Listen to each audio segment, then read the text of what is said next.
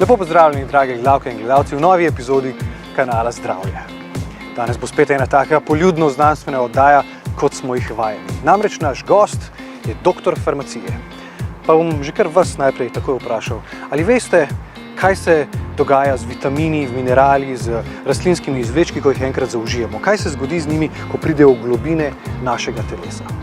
Verjetno ste tisočkrat slišali vitamin C, ampak kaj se z njim zares zgodi? Da ne bomo preveč debatirali, posvetimo se našemu gostu, gospodu doktorju Borutu Štruklju.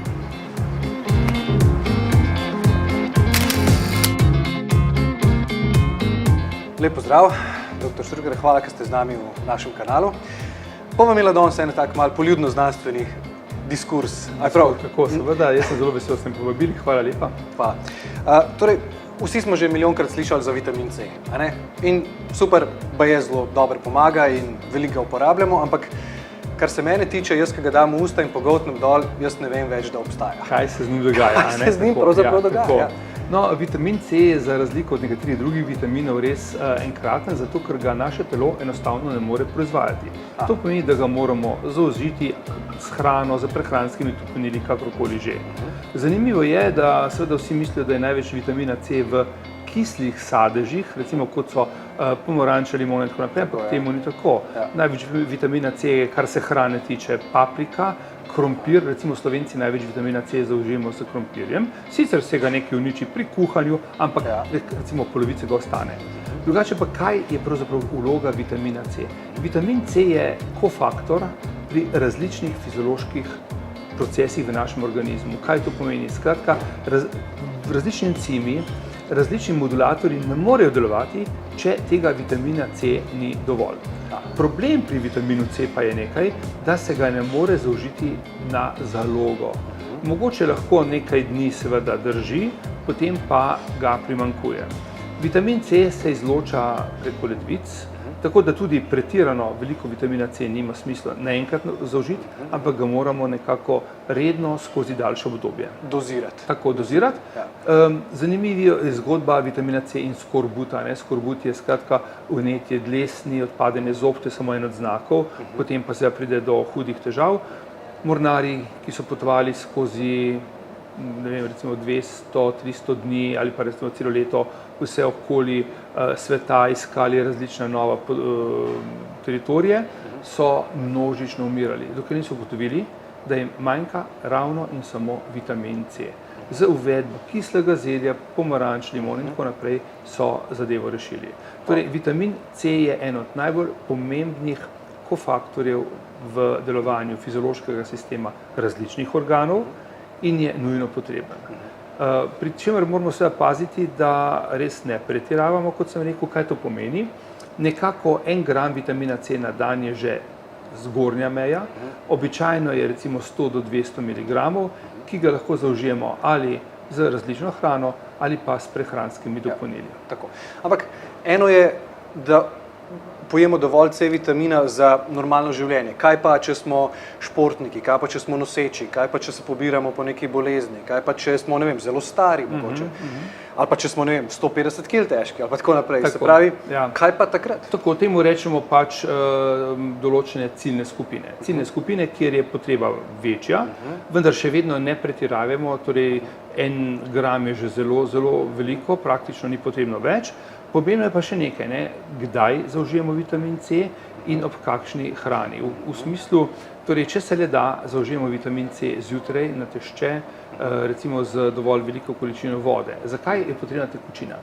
Če je vitamin C skoncentriran, lahko pride do nastanka mikrokristalizacijskih jeder v ledvicah.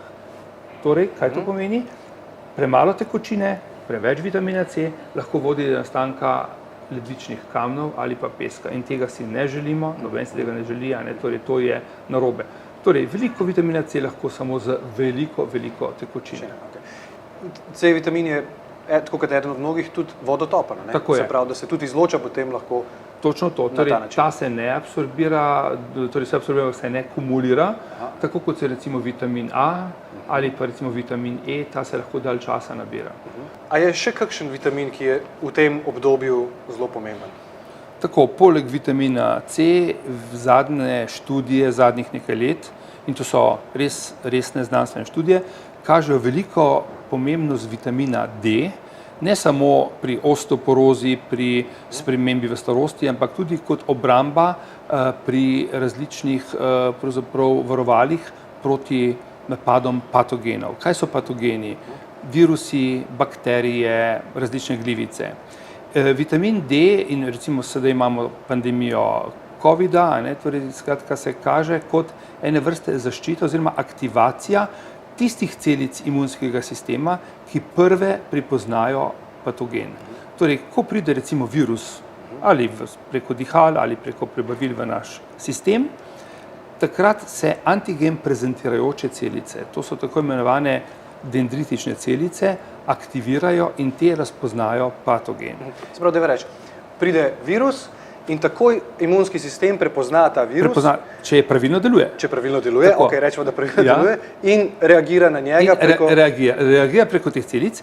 Te celice imunskega sistema pripeljajo potem ta del virusa ali cel virus do celic, ki delajo proti telesa in do celic, ki skrbijo za tako imenovano celično imunost. In tukaj ima vitamin D izjemno veliko vlogo.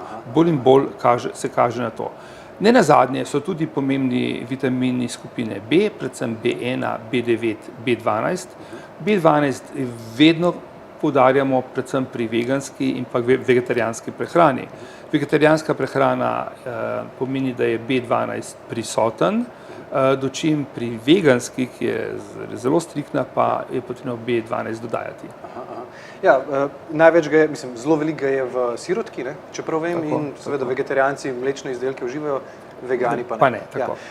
Ampak deva še ta D-vitamin, še ta, ko bi rekel, zanima me še to, ko zaužijem D-vitamin in ko pride skozi reciva kapsulo ali pa hrano v naš prebavni sistem, kaj se v bistvu tam začne dogajati? Absolutno najprej gre za absorpcijo. Torej, skratka, vitamini se aktivno absorbirajo v naš sistem, v telesni sistem. Kako? Preko jeter. To je zelo pomembno. In jetra so tukaj tista, ki morajo dobro delovati. V jetrih mora biti dovolj prostega glutationa, to je neka snov, ki omogoča, da se celice jeter, imenujejo se hepatociti, odzovejo na privzem vseh teh vitaminov in jih pošiljajo potem po telesu.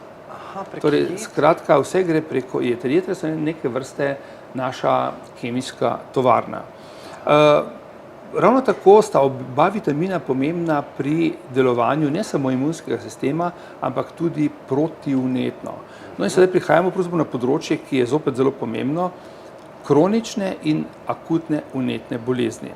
Akutna vnetna bolezen je nekaj pravzaprav koristnega. To pomeni, da je naš imunski sistem razpoznal tujek in vzpostavi vnetje. Recimo, če se urežem, se bo pojavila rdeča lisa.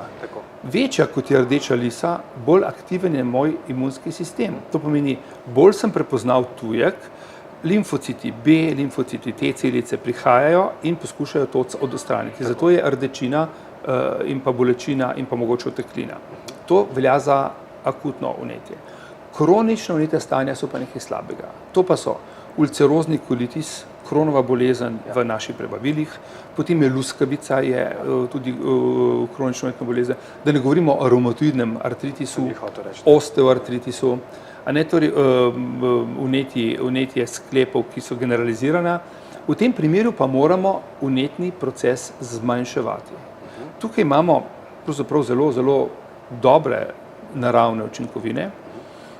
Ena od teh je bosvelija. Bosvelija je drevo v Indiji, drugače je pa to pravzaprav del v naši krščanski kulturi, je to del kadila.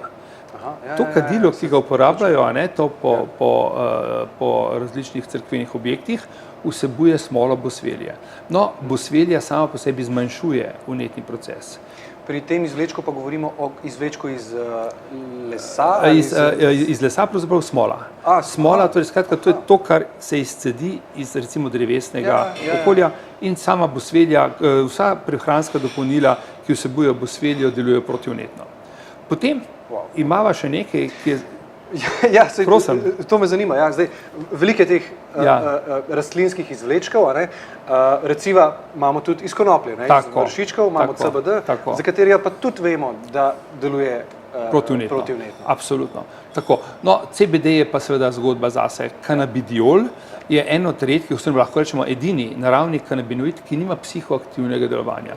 Mi moramo vedno povedati uporabniku, da CBD ni nevaren v smislu psihoaktivnega delovanja. Kaj to pomeni?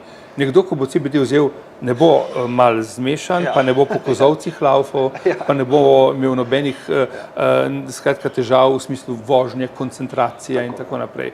Je izjemno varen. Jaz sam mojim študentom vedno povem, da je kanabidiol bolj varen kot kamilični čaj. Zato, kajti ogromno študij v zadnjih 10 letih je nekaj tisoč znanstvenih študij, ki so preučevali oziroma še preučujejo vpliv kanabidiola in ugotavljamo sledeče. Kanabidiol deluje ne samo protivnetno, o tem se lahko še več pogovoriva, ampak deluje proti krčem, deluje pri povišani temperaturi in deluje adaptogeno, skratka nekako uravnava delovanje naših hormonov, ki so povezani z stresom. In to je zelo pomembno.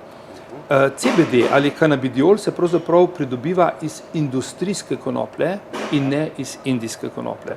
In vsi preparati, ki imajo kanabidiol, ne smejo po zakonodaji imeti tetrahidrokanabinola ali THC-ja. Tako da tukaj se seveda ne smemo bati, če je izdelek narejen po pravilih in če je analiziran. Žal je pa pri CBD-ju, pri kanabidiolu nekaj in to je regulativa. Ta trenutek še ni čisto jasno. Zdravila že imamo. Zdravilo, ki vsebuje kanabidiol, se uporablja pri otroški epilepsiji in to je to. Prehransko dopolnila z CBD-jem so v Združenih državah Amerike dovoljena. V nekaterih državah Evropske unije, ravno tako kot je recimo Nizozemska, delno Nemčija, in je to Švica, tako, ki ni v Uniji, ja, in je to nekako odprto. Ampak verjamemo, raziskovalci verjamemo, da se bo tržišče sprostilo, kajti za neko zelo varno snov je smiselno, da se sprosti. Je pa nekaj drugega, ne? Prehransko dopolnilo nima namena zdraviti, ampak pomagati pri določenih stanju. In čim zdravi, potem naj bo zdravilo. Pa pejva zdaj še malo v te učinkovine in v naše telo in delovanje. Mava vitamin C, pa mava D, pa mava reciva bosvelijo, pa mava recimo, ne vem, glukozamin, pa mava CBD, pa mava guarano, ne vem, vse te naravne učinkovine, ki so že prisotne, pa jih dava skupaj v nek izdelek in kad ta izdelek pojemo. Pa peva spet po vrsti, kako gre skozi želodec. Ta kombinacija zdaj je bila sicer, moram reči, relativno smiselna, pri čemer je pravzaprav guarana bolj kot poživilo. Guarana vsebuje kofein in je na ta način mogoče samo, namesto da bi pili recimo skodelico kave ali pa čaj, je pač ta način aktivacije. Drugače pa tako, imunski sistem in pa sistem delovanja vnetja ali pa bomo rekli provnetja in pa antivnetja, kot se tako reče, torej skratka vnetnih in protivnetnih procesov, je vedno balansiran. In velikokrat se zgodi, da ima nekdo recimo vnetje v kolenih, pa ga odpravi, ampak se mu pojavlja v kolku, iz kolkov v hrbtenico. Torej skratka to nekako kroži, prsti tako naprej. To kroži in vnetja so zelo različna. Tukaj mora biti zdravnik, specialist tisti, ki lahko določi pravzaprav, ali gre za kronično obrabo in je najprej vnetni proces, potem je obraba recimo sklepa, ali gre za avtoimuno bolezen, kar je tudi mogoče. Torej recimo primer, pri luskavici imamo 30% tudi luskavičnega artritisa in tako naprej. Ampak to je stvar specialista in tukaj midva težko zdaj generalizirava. Je pa nekaj, vsako zmanjševanje kroničnega vnetnega procesa pomeni vzdrževanje fiziološkega stanja organizma in ga priporočamo, kajti na koncu imamo vedno potem zdravila prvega izbora, ki zmanjšujejo vnetje, to so običajno kortikosteroidi, potem imamo zdravila drugega izbora, to so biološka zdravila in nenazadnje operacija. In če nekdo z aktivnim življenjem, zniževanjem telesne teže, torej to moramo poudariti, zaradi recimo sklepi trpijo, če je človek pretežak in tako naprej, primerno vzdrževanju fizioloških stan v smislu, to pomeni normalnega spanja, prehranjevanja in prehranskih dopolnil, lahko kar nekaj časa vzdržuje stanje, ko ni potrebno poseči po zdravilih. Odlično. In koliko bi recimo vi predlagal nekomu, ki bi hotel vzdrževati svoje to dobro stanje, da posega po, recimo, ima raznovrstno prehrano, to je eno, mogoče se rekreira, ampak koliko daleč naj gre pri iskanju prehranskih dopolnil, oziroma kako naj se poduči, kam naj gre, kam naj pokliče, obstaja nekaj verjetno za nas, da ugotovimo. Pri množici internetnih, takih drugačnih sporočil, pri množici reklam je to relativno težko. Sam sem farmacevt in zato vedno predlagam seveda obisk lekarne, moji kolegi farmacevti to dobro obvladajo. Po drugi strani se je pa potrebno tudi preko recimo medmreže interneta pozanimati, kaj je za tisto spletno stranjo. Ali ta, podjetje obstaja, ali ima ta podjetje res neko znanstveno osnovo, skratka, ali ima nek board, kot se temu reče, nek odbor in tako naprej. Prebrati je treba članke, ki so podpisani, in zaupati je treba ljudem, ki jih poznamo. Hvala lepa. Hvala lepa. No, sedaj veste, slišali ste, veste, kako pomembni so vitamini, minerali in drugi rastlinski izvlečki, v bistvu vse, kar pride iz narave. In tudi veste, kaj se zgodi s telesom oziroma v telesu, ko pride v kontakt z infektom, z virusom recimo. In tudi ste slišali, kako pomemben je imunski sistem in kako pomembno je, da deluje prav.